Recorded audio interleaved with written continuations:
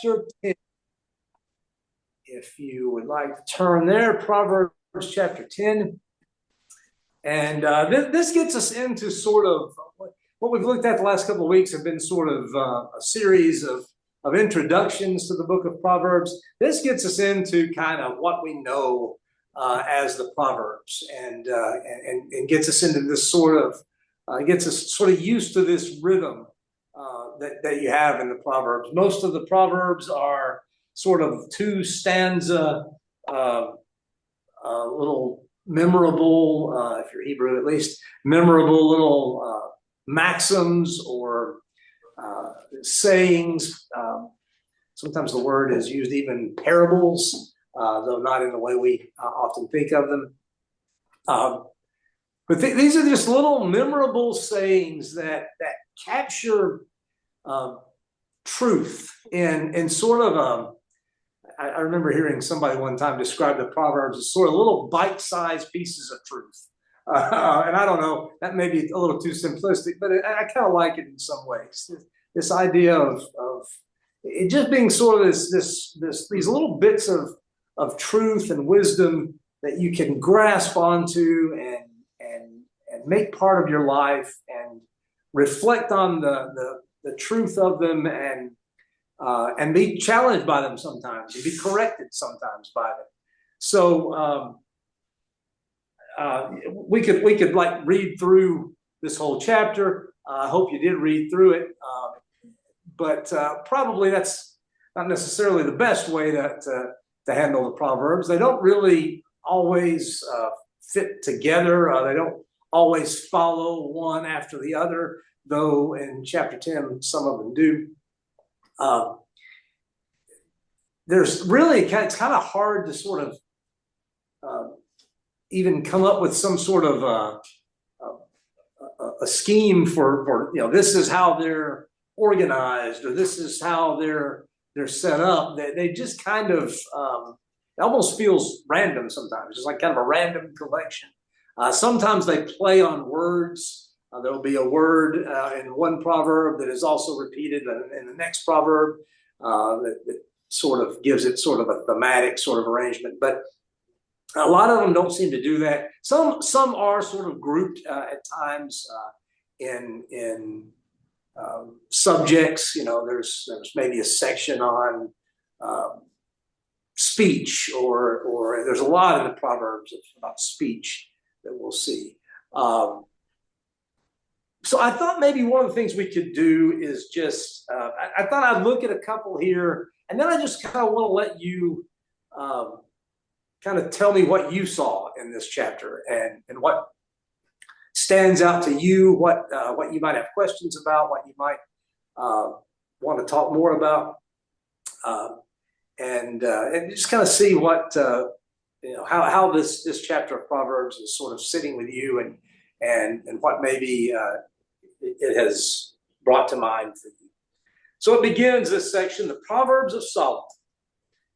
So again, this is that's sort of an introduction to a main section, and really this section runs through chapter 22. I think it is. It just with just these scattered and sometimes grouped and sometimes not, sometimes arranged, sometimes seemingly not. These proverbs, and most of them are these little two stanza segments or two stanza sayings. And there's a couple things you'll notice in the Proverbs. They'll often use the literary term is metonymy, but they'll often use if they want to talk about speech, they will say the lips of a wise man, the lips of a fool, or a lot of the English translations will say tongue because that's more of a figure of speech we use. But obviously, in talking about, they're not really talking about a person's mouth, right? They're talking about the things that come out of the person's mouth, things they say, and so it's a sort of a poetic representation of what they say. So you'll see that throughout.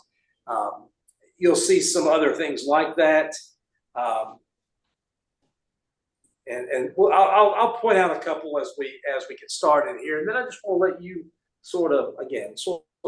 I want to leave it to you, let you sort of talk about what you see and what you want to talk about in this chapter.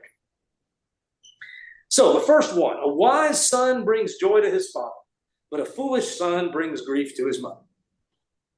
A couple of things to talk about here. First of all, foolish and wise. What is the criteria for foolishness or wisdom in the Proverbs?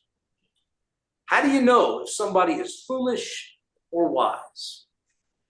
One thing is they believe in God. Okay. They don't. It The is. fool doesn't in this book. It is theological, right? It is belief in God, and more than just belief, it is what? Obedience to God, right? We believe in him and we want to live like he says to live. That is wisdom in the Proverbs. And so as we talk about wisdom and foolishness, then it's the absence of all that, right? A fool is a person who doesn't believe in God or doesn't care that God exists or doesn't make any attempt to obey him or makes only hypocritical attempts to obey him, all the while looking out for their own interests first and trying to gain what they can as much as they can at the expense of whoever they have to cheat to get there. So it's really very, very cut and dry. That's wisdom versus foolishness. And then wisdom takes on this depth because the Proverbs are all about this is a wise life. This is the way it looks when you live according to what God wants, when you live as a person who believes in him and is obedient to him. All that to say, wisdom and foolishness has to do with your attitude toward God and your willingness to obey him and live as he wants you to live. That makes sense, right? Yeah.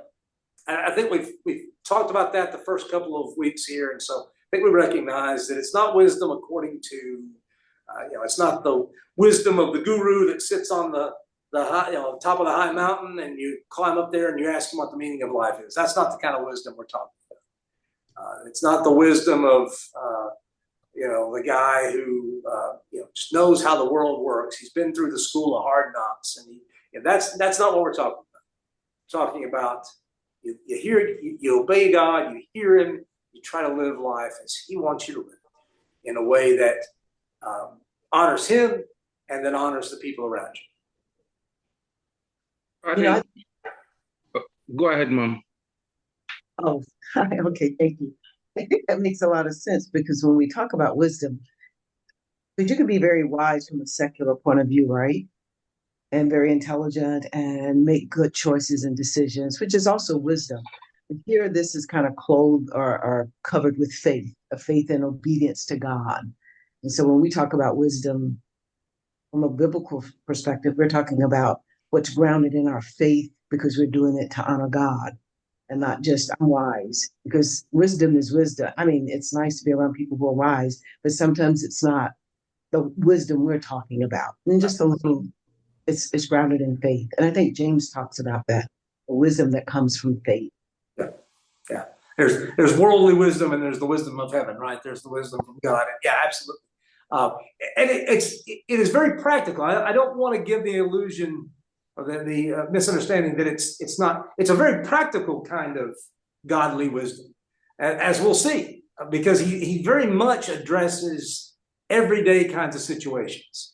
It's less about is your theology correct, and more about is your practice correct.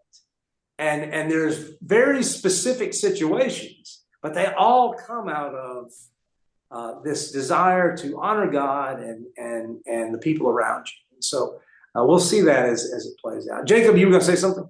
Yeah, I was just thinking of this physically. I mean, this way. If we come out from biblical aspect and we come to physical, children who obey their parents' instruction bring joy to their parents.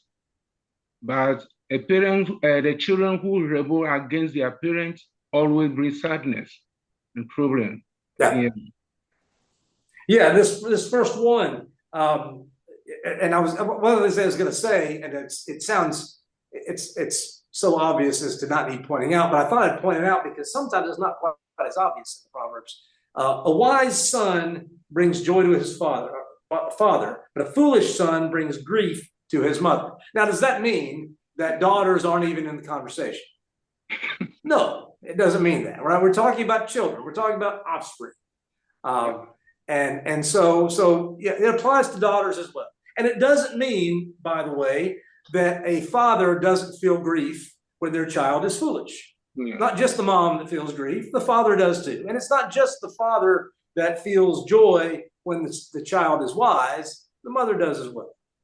So keep all that in mind. The Proverbs sometimes will confuse you because they'll use these very specific sorts of figures of speech that can be a little deceiving at times. We understand tongue means speech. We don't always understand that when he says father, he often means parents.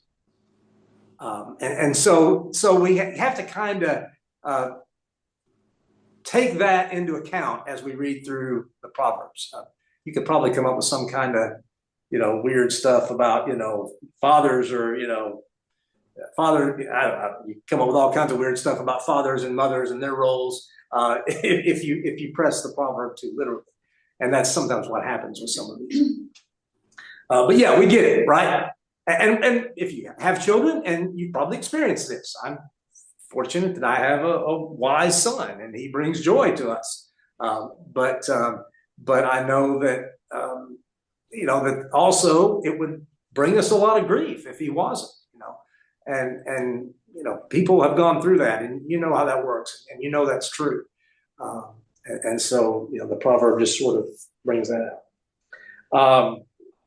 Let's look at the next one, verse 2. Ill-gotten treasures have no lasting value, but righteousness delivers from death. So let's think about this one for a minute. What's being said here?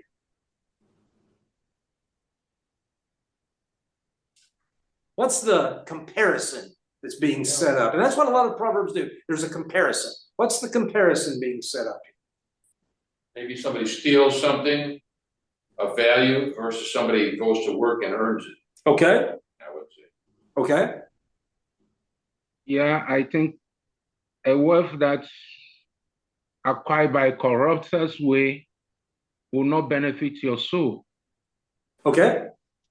I think when we look back to Matthew 16, 26, as he related, if you gain all the world and then lose your soul, what is a profit for? So, yeah, that's a good comparison. Jesus, by the way, as you read these Proverbs, you realize Jesus was very much influenced by or influenced himself, depending on how you want to think about it, the Proverbs. And very many of the things he says in his teaching really have connections in the Proverbs, very, very definite connections, which is not surprising because wisdom literature was a big part of Hebrew religion, Hebrew study. How would they have looked at this, though? I didn't think that the concept of forgiveness and everlasting life, or like resurrection, that was a concept at that time. So when it says it delivers from death, like we say, you live a righteous life, you accept Jesus, and that delivers you from death.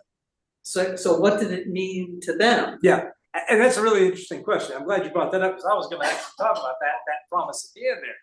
Righteousness delivers from death. We know it doesn't mean, right, that if you do the right thing, you'll never die. We know it doesn't mean that. We know it doesn't mean if you do the right thing, nobody can take your life from you. God will uphold you. You can name many people, including Jesus, who died for what they believed and what they said, for their faith. Jesus was resurrected, and that tells us, theologically as Christians, we look forward to our own resurrection. So death we don't fear like other people might, but we do have to deal with its reality. And there are Christians all over the world who are righteous, but who are threatened with death for their righteousness. And as you say, resurrection wasn't really something that the first time it's mentioned in the Bible is in Daniel, which we talked about, is written at the earliest during the Persian period, which is centuries after the Proverbs were gathered together. So what does it mean? I don't think it necessarily means. I don't think the proverbist was looking ahead to resurrection the way we do. I mean, we read this and we think of resurrection. We think of our hope of eternal life, which is the right thing to think about. But I don't think that's exactly what they would have been thinking about. I think death often is used in the Proverbs as sort of a catch-all for, bad stuff and existential threat to your existence and your peace and your security. So I think what's being said here is kind of our little proverb: crime doesn't pay, right? Do we mean that you never, that by stealing something you'll never, hit a bonanza, you'll never, no, but it does mean that eventually, all things being equal, justice is going to catch up with you, and your actions are going to catch up with you. And I think that's the idea in this proverb too. Not just death, though. I mean, death might very well be somebody catches you stealing stuff. Death might very well be a possibility. Certainly, some grave injury. The end of a life, if you wind up in prison in some way, the end of your life as a free person. All those things are true. But it's the negative consequences of unrighteous actions that catch up with you. Because I think kind of what a lot of times death means in the Proverbs. It doesn't always mean literal death, though it might. It means that the negative consequences are going to catch up to you, and you're going to, find your life irrevocably changed in lots of undesirable ways, if that makes sense. What do you guys think about that? I think that's a fair way to sort of treat this idea, understanding that as Christians we can't help, as we read that, to also think about the promise of the righteous, the promise to the righteous of God that He will raise us from death. If we are killed for our faith, He will raise us at the last day, and we don't fear death in that way. And so we cling to that promise. It also makes me think of, because it's the word righteousness delivers from death. And, in the scriptures, when it says that anyone who sins is a slave to sin. Yep. So the opposite of that righteousness is we're going to be delivered if we do righteous things from being enslaved by sin. Sometimes that's a corrupt mind. Sometimes that's an inability to make whatever changes you need to make to be like Jesus. But you're dead, in a sense, to live this full life that Jesus promises. In John 10:10, He came that we can have a full life, but we can't do that if we're enslaved by the sins that, and I think that leads to death. I think there's another scripture that talks about sin leads to death. The wages of sin is death, which comes from this proverb, at least partially. And that's exactly right. And of course, we also believe, as Genesis tells us, that the entrance of sin into the world was also the entrance of death into the world, right? So to pursue unrighteous gain, to pursue dishonest gain, is to place yourself in the realm that death dominates and death controls, and to place yourself sort of at death's mercy. Very good. That kind of reminds me of the Lord's Prayer. Yes. That kind of reminds me of the Lord's Prayer. Mm-hmm. It does. You're correct. Yeah. Yeah, that's absolutely right.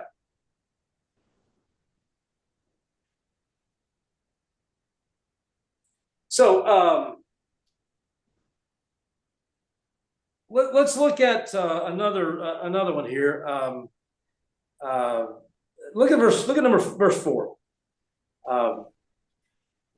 and 5. We'll look at 4 and 5. Lazy hands make for poverty, but diligent hands bring wealth. He who gathers crops in summer is a prudent son, but he who sleeps during harvest is a disgraceful son. What do you get out of that? What do you notice there? One thing that you could take it to mean is, well, if you're poor, you're lazy.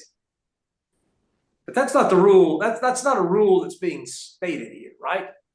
The proverbist is not saying poor people are lazy. What he is saying is, if you're lazy and you sleep during the harvest, you're going to have a hard time, right? Economically, you're going to suffer. There's going to be struggle, right? There's going to be pain economically, financially. You're not making the most of your opportunities. It's not a judgment on poverty. It's a judgment on laziness. It's saying, don't be this kind of guy, this kind of person, the kind of person who would sleep during the harvest when you're supposed to be awake and and working hard and harvesting your crops so that you can have something to sell, and so that you won't go hungry and won't become poor. So be industrious. Be industrious. Say it today. Be industrious. That's a big thing in Proverbs. That comes up a lot. The idea of not being lazy, not being prone to shirk the jobs and the responsibilities and the demands that are placed on you. Get busy with them and go after them. And I think you could sort of extend it and talk about, we could probably talk about sleeping during harvest. You could talk about a person being an industrious Christian, right? A believer who wants to work hard for the Lord and work hard for his kingdom. And that's fine. Certainly correct as well. I think the proverbist, first and foremost, means crop harvest, right? And farms and the hard work that needs to be done. Yeah. Says 2 Thessalonians, a man will not work. Yeah, 2 Thessalonians, if a man won't work, don't let him eat, right? A pretty harsh sounding rule, except, that in Paul's community, the community he's writing to in Thessalonica, there are folks who are doing just that, right? There are folks who apparently are just convinced Jesus is coming back, and, let's just sit down here and wait for him to come. And there's nothing for us to do. And the church will support us while we wait. And Paul says, we're not doing that. Unfortunately, though, we all know that there are people who work very hard. Sometimes they have 2 or 3 jobs. That's right. And they are still poor. That's right. They can't make it in the world that we have today, and that's probably been true. That's right. Yeah. History. Absolutely. This is not judgment on poverty. This is judgment on laziness. Poverty is unfortunately a fact of the world we live in, right? And it's there are people who just, they don't have the opportunities, they don't have the resources, they try really hard, they do the best they can, but they struggle. And there is nothing in the Proverbs that we should use to indict those people or to accuse those people of wrongdoing. What is being indicted here is, it's too hard to get up. I'd rather sleep a little longer. I'd rather one of the later Proverbs says, a little folding of the hands, a little moment to rest, and poverty comes upon you. You know, it's just this sort of. But I think that this has been used in that way. I was just reading, one of the, I've read so many books lately that I can't even remember which one, but they were saying that at the time of the stock market crash in 1929 and before that, when the economy had started getting kind of bad, that was one of the things that people said about all the poor people who were in bread lines and really having a lot of trouble. Well, the poor just need to work harder. Yeah. And there's no compassion for their plight. And they were working as hard as they could, but because of the condition of the economy, they couldn't get anywhere. Yeah. So I think this idea is often used as an indictment of. It sometimes is. You're right, and I mean it's still there, right? It's still there. The attitude that sometimes we take of people who are on government support. We often tend to assume that there's laziness, that Right. there's that people don't want to work, and that's importing a whole lot, right, from this proverb, because as you can see, it's about laziness. It's not about poverty. I mean, it's about poverty, Yeah. but it's not a condemnation of poverty.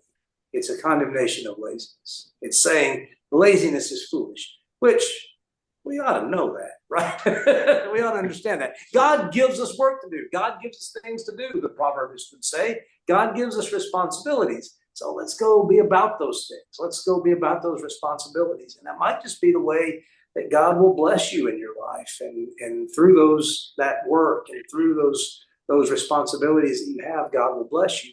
But it's not about what your income bracket is. It's not about attaining a certain level that everybody else thinks you ought to be at.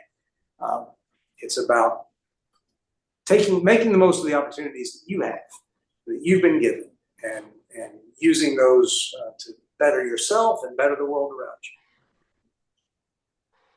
I think when the economy is good, it's true that there's some people that are going to work harder than others, and some people need to work harder, period, and they would get ahead and do a lot better and have a better life. That's my. Well, that's certainly true. I mean, the fact that plenty of work. It's certainly true that there are people in our world who are lazy and who don't want to work.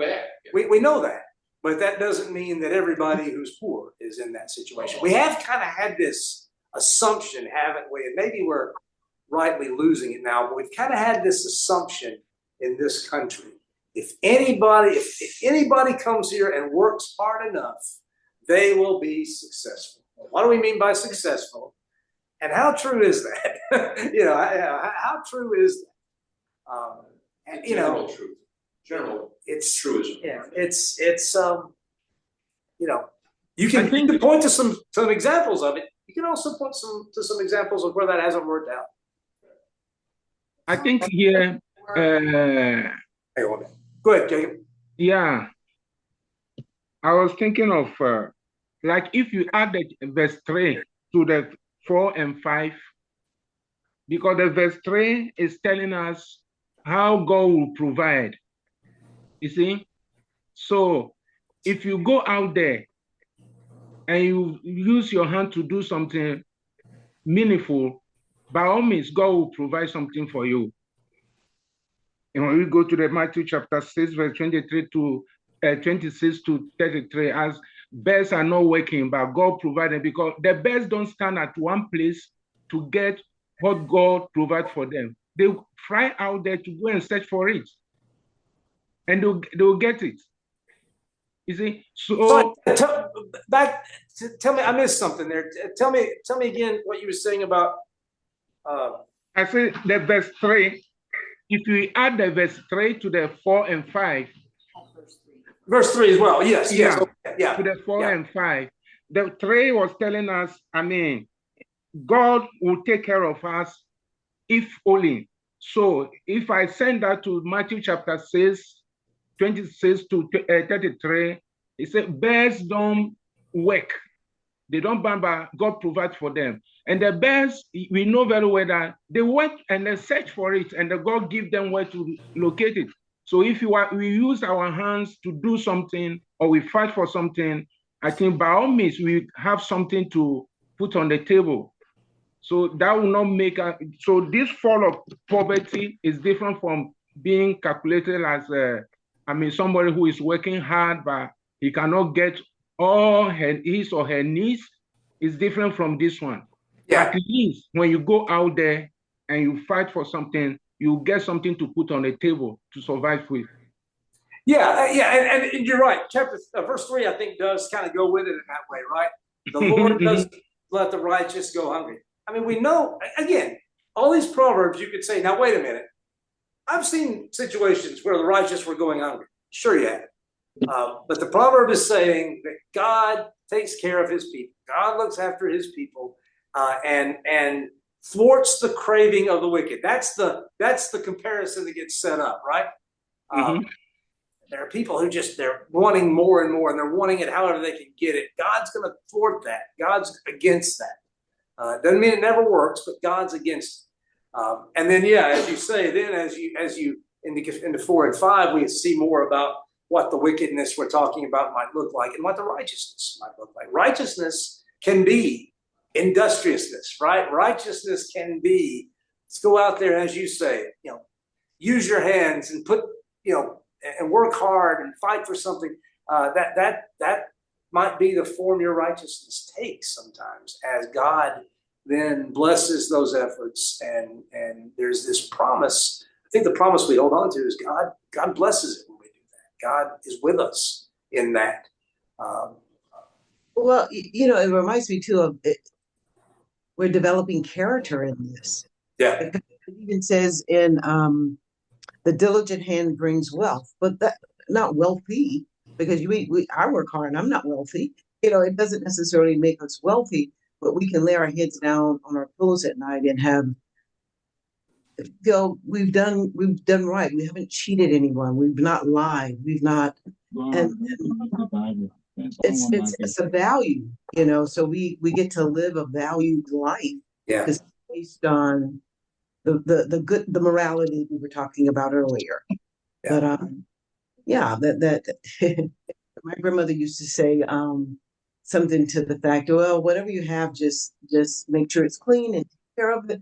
If it's just one thing, it's that kind of goodness that we're talking about that comes from our faith in God, I think, and not monetary part. And I hear what you're saying. Laziness is a whole different thing, but that even creates, I would suspect that you're greedy, some kind of laziness or selfishness. But that's speculation on my part, but I don't know. But I just think it's a value that we're building, a character, and doing and working so provisions come our way through God and through our hands. The other thing I would say about this is, our world is terrible at valuing work, right? I mean, celebrities and athletes make so much money. Those are the professions that are valued so highly, right? And ministers, they just don't get it. Whatever. There's so we can't control the way our world values the things that we do and that we're called to do. But we know God values those things. Those things matter to him. And those things, God thinks those things, when they're done faithfully, make a difference in our world. I quote Bruce Springsteen way too much, but I was at a concert years ago, and he was introducing a song in which he used the phrase, the blessedness of work. And I've always remembered that phrase. It's always stuck with me. The blessedness of work. There's a blessing in having something to do and going about it to the best of your ability, and God rewards that, and God blesses that. And I think that's what the proverb is getting at. It's really kind of the magic word for success. That's the way God set it up, right? In the Garden of Eden, right? As soon as they were done in the garden, they had to go out and then work the land. And he, by the sweat of his brow. It's been going on ever since.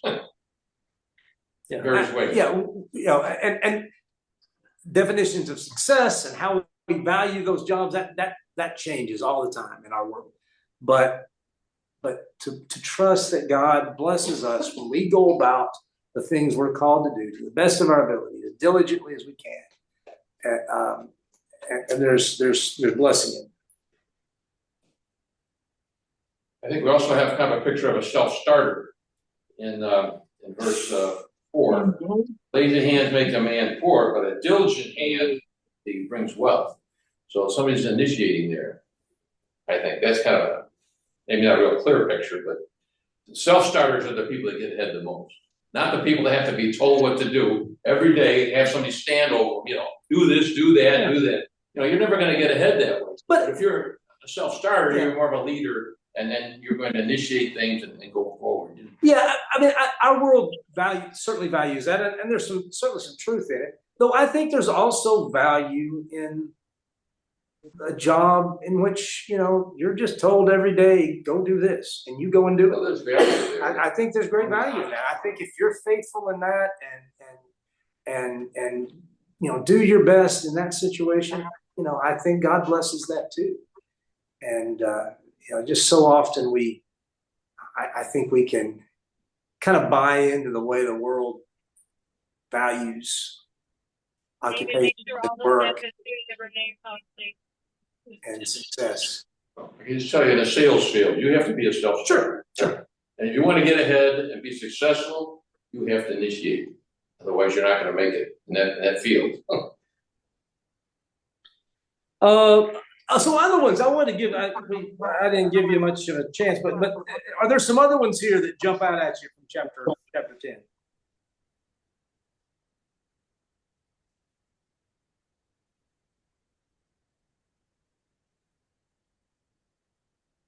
I've got another one.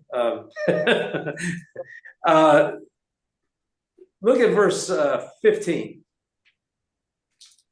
The wealth of the rich is their fortified city, but poverty is the ruin of the poor. Is that for wealth or against wealth?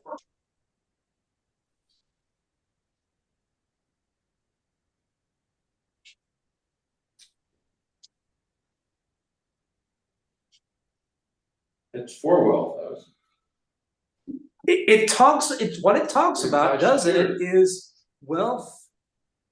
And by wealth, listen, we're not talking about necessarily, billions of dollars, however we might describe wealth. What we're talking about is that we all recognize that, and the thing that sort of connects back to what we were just talking about. There is a need in our lives for some of the things that money and security give us, and we all try for those things. We all want those things for our family. And it talks about wealth sort of providing this fortification, this way of not of keeping us away from others, but of protecting us. We all know there's a lot more margin for error if you have a little something in the bank than if you don't. But it also is not a way of. It does not want us to just forget the poor, though, right? I think the idea is that while wealthy people or people with some resources have this fortification, poor don't. So what do we need to do about the poor who don't have this fortification, who don't have this protection and this security? What do we need to do about that? We can't help Extend the walls, if you would. Extend the fortifications, right? Or bring them in. Yeah. So that they're safe with us. I think that's exactly right. I think we ought to read that and see that there are folks in our world who don't have that fortification. They don't have that margin for error. And I think all of us would say, well, now wait a minute, I don't have a lot of margin for error either. And maybe you don't. But there are always people who have less, right? There are always folks who are dealing with less than we're dealing with. And so, I think it sort of points out the vulnerability Money's not everything, right? Money's not the most important thing in our world. Jesus talked about how money can throw your perspective all askew, but it's hard to deny that there are things that money can give you that. Yeah, that's right. That's right. That's right. A bridge when it's 20 Yeah. degrees and people are robbing you in the middle of the night. That's right. That's right. It's a very dangerous life out there. That's right. There's a vulnerability. You're out there on the street, you're vulnerable. Yeah, there's a vulnerability, and so, you know, as people who want to live with wisdom, we recognize that vulnerability. We try to help, and we try to be able to extend our, you know, what we have to those who are much more vulnerable than we are.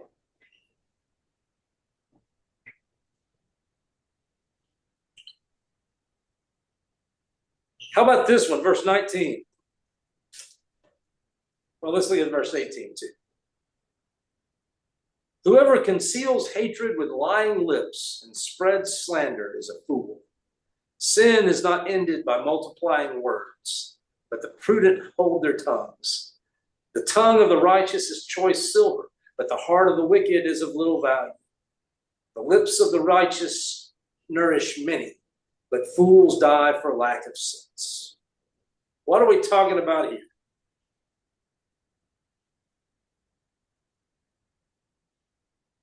Have you Well, ever, one thing, when you have feelings like that, it's important for you to go to God. And in verse 18 there? yes, Yeah. and to change your heart. Yeah, the picture is somebody who is, the old Southern expression comes to mind, well, bless your heart. Bless your heart often means absolutely the opposite of that, right? It's often used as a way of not saying what you really want to say. So it's this sort of picture of, I'm concealing my disdain for you, but I'm sure going to talk about it with other people, right? The spreading of slander. So he's concealing, this person is concealing their hatred of the person when they could address it, as you say, Linda, when you could talk about it, and instead they're going and talking about it with somebody else. I'm sure none of us have ever done that, right? None of us have ever been guilty of that. But just be careful that never happens. You never get there, because that's foolish. It's foolishness, and it's foolishness in the sense of it dishonors God, and it dishonors the people around you. You got a problem with somebody, you go to it, you talk about it. You don't harbor anger. You air it. Yeah, you don't harbor anger. Right. Build up and then explode. Yeah. That's how people shoot people sometimes. And even if it doesn't explode, what do you do with it? Well, you go and tell somebody else about what this person did, how bad they are. Yeah. And it's and that drives wedges between absolutely, people. absolutely, That hurts relationships. absolutely. That's what it's getting at. Absolutely. Yeah, it just tears apart communities when you do that kind of thing. Later he says, he who hates disguises it with his lips, but he lays up deceit in his heart. Yeah. Never good. Yeah, that's right. That's right. Laying up deceit in your heart. And there's a way of coming out eventually. Have you ever experienced the truth of verse 19? Sin is not ended by multiplying words, but the prudent hold their tongues. You get what that's saying, right? Sometimes you just ought to shut up. There's maybe a more colloquial way to say it. Sometimes you just ought to keep your mouth shut, because the more you talk, the worse it gets. Right? Yeah. The more you talk, the more damage you do, and you just need to keep your mouth shut. And often that's what the prudent hold their tongues. Not always. Sometimes, and the Proverbs will tell you, sometimes it's wisdom to speak up. Sometimes the prudent need to speak up. But sometimes it is much more wise in the way we're talking about. To be quiet. To let your example and your actions speak for you, instead of shooting off your mouth. In other words, don't talk too much. Yeah. I have a note here that mentions the tongue is the strongest muscle in the body. Yes, true, right, Michelle? I've heard that before. Maybe some people's tongues are stronger than others, but it is very strong, and maybe it's why it's hard for us to control it sometimes. You know? I think it's very often a heart issue that we have. We have, Jesus talks about how the mouth speaks what the heart is full of, right? That we, what's really in your heart comes out when you talk. You expose yourself, and you expose the sinful attitudes in your heart. And that's why verse 20, the tongue of the righteous is choice silver, but the heart of the wicked is of little value. The idea that, your speech can be valuable, right? And we all know people who, we never want them to stop talking. We always want to hear what they have to say, because what they say is helpful and valuable and encourages and strengthens and challenges and lifts us up, inspires us to be better. Those are the people we want to hear from, right? And then there's the wicked who don't have much to say of value. Same in verse 21, the lips of the righteous nourish many. Fools die for lack of sense. There's a lot about the way you speak in the Proverbs. A lot about it.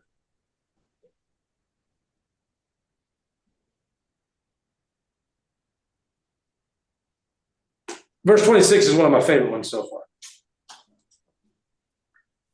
As vinegar to the teeth and smoke to the eyes, so are sluggards to those who send them. This is a fun one. What's being said? What does vinegar do to your teeth or your mouth? Turn it yellow, I would think. Well, but what happens if you drink vinegar? It's bitter, right? It's like painful, right? When you drink vinegar or drink something sour like that. It just makes your teeth on edge. Just set your teeth on edge, right? You just and what does smoke do to your eyes? Burns them. It's awful. It's just a terrible experience. And the proverb says it's like that when you send a lazy person to do something, right? It'll just drive you berserk. Just drive you crazy. Just a little aside there. Just a little, something to sort of. I think it's supposed to be a little bit of a laugh-inducing one. Some of the proverbs are like that. Some of the proverbs are just really supposed to be, just make you laugh. I love the one about better to have a house on the corner of the roof than share it with a nagging wife or something like that. I don't know. I'm sure it also applies to a husband. But it's that, if you're unhappy in your home life, you'd rather be anywhere else, right? It doesn't matter where, just somewhere else. So the proverbs are sometimes tap into some of the gallows humor in the world, right? That the way life sometimes works out.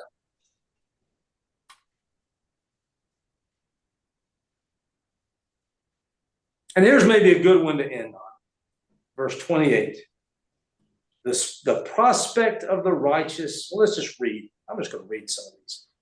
28 on. The prospect of the righteous is joy, but the hopes of the wicked come to nothing. The way of the Lord is a refuge for the blameless, but it's the ruin of those who do evil. The righteous will never be uprooted, but the wicked will not remain in the land.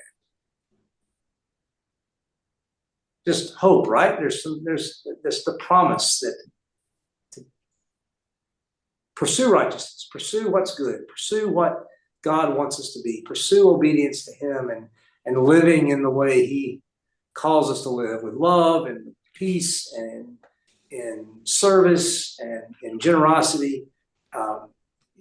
Choose this kind of life, the way you speak, the way you work, the way you go about your work. Choose this kind of life that God calls us to, and you'll be blessed from it. And there are blessings associated with it and connected to it. And no, you won't be perfect. No, you always won't get it right. The proverbist knows that too, right? None of us are going to get this right all the time. But what are you pursuing? What kind of life are you seeking to live? And he promises there are joys, and there is hope, and there is refuge, and there is joy in that.